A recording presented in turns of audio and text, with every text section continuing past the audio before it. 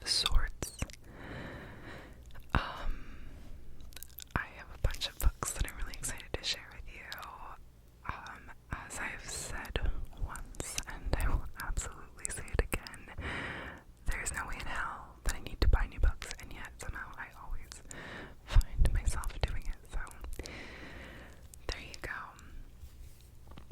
But did I buy some books in Oregon? Yeah, I did.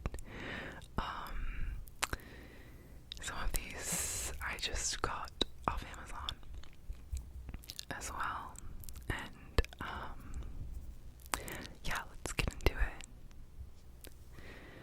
The first book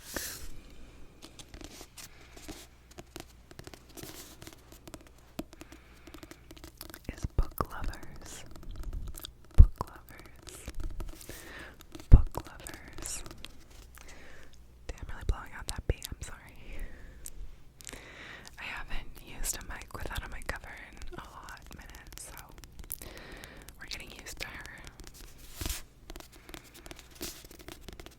This is by Emily Henry, and Haley Jean recommended this one. I think actually many of these, potentially all of them, I've heard about from Haley. I've also heard about them from other people, but also from Haley Jean.